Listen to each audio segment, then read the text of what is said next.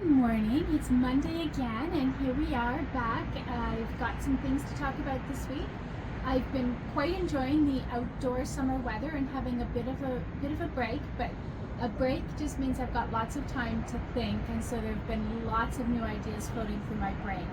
So let's just look at some of the things I've been working at this week, and then maybe I'll have some time to share what's on my brain as well. So start with a new tool alert.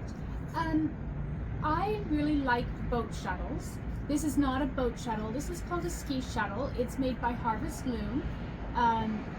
It's great for heavyweight yarns. So on your boat shuttles with your bobbins, you can't put a lot on a bobbin if it's a thick yarn, something that's like in here.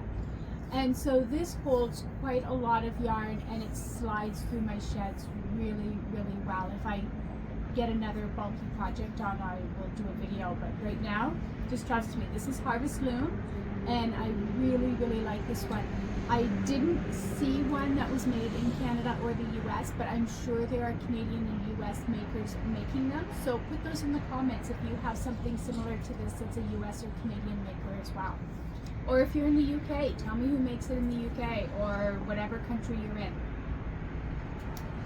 I talked about updating some patterns. So as I write patterns, I get better at writing them, and I learn new skills, and I learn to anticipate the questions that you're going to have. And so that means that some of my older patterns aren't quite as user-friendly as my newer patterns. They're still good patterns. You're still going to get your towels made from them, or your scarf or whatever it is made from the pattern, but it doesn't have all the features that the newer patterns have. So this week I was updating a pattern. Now this one I'm updating partly because it was an older pattern and needed updating, and partly because I am totally in love with the Monte Cristo cotton, and these were originally the chenille, the color and weave chenille towels, but I wanted to try it with Monte Cristo. I was pretty sure it would work, but I didn't want to say in the instructions it would work if I hadn't tried it myself. So this is with A2 cotton doubled and Monte Cristo single. So if you already have the color and chenille pattern, you can just swap out the chenille for Monte Cristo and it works beautifully. This one's a little narrower than the original pattern, but I'll have that adaptation in the update of the pattern as well. So I just want to say these are super soft. I'm thinking about maybe making a baby blanket on my 48-inch loom with this, as well as baby Burke pads. They're so soft for and absorbent, so that they would be really lovely as a nice absorbent baby Burke pad as well. So just some ideas that you can do with your weaving.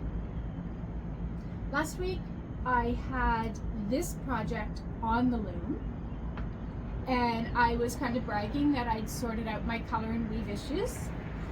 And let's just say that I haven't quite figured out the color and weave on a double heddle, but I know what I did wrong. So here we are, there's the blanket. I love that center seam. You really can't see it at all. But as you'll notice, one side of the towel is very green, one side is much more white, and that log cabin in here is not quite what log cabin should be.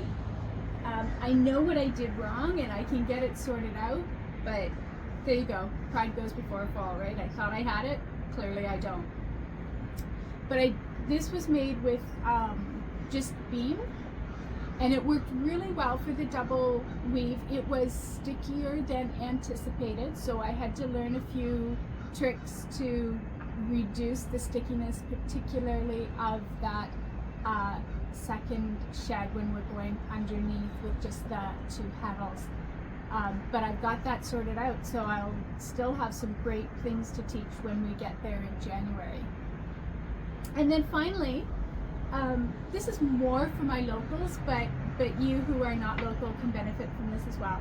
I'm teaching a finger manipulation class in September at Woolstock East by Sisterhood Fibers, and so I needed samples. So this is just one of the samples that will be there. This is some of the techniques you'll learn. I've got some loops, I've got some medallions, I've got some sumac, which technically isn't really a finger manipulated, but it's fun, so we'll probably do it anyways.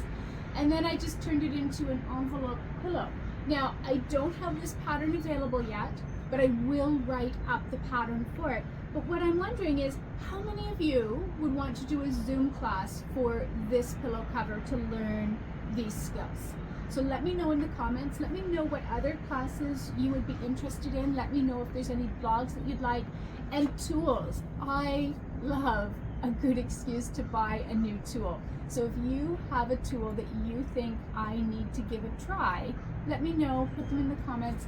I will put the link for this one in the comments. And yeah, so I've been planning, I said I've got lots on my mind. So I've been planning fall classes. I should have my first September class registration out on Saturday.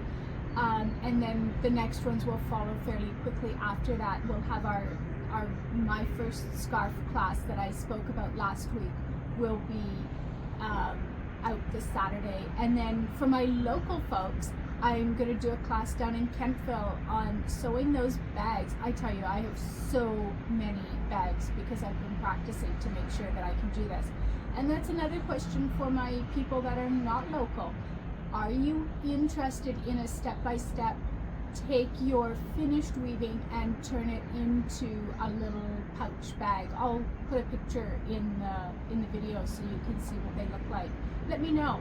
And anything else that you'd like to learn, let me know. Thanks for watching, guys. Enjoy your week. Take some time to take some deep breaths and get to your loom and do some weaving.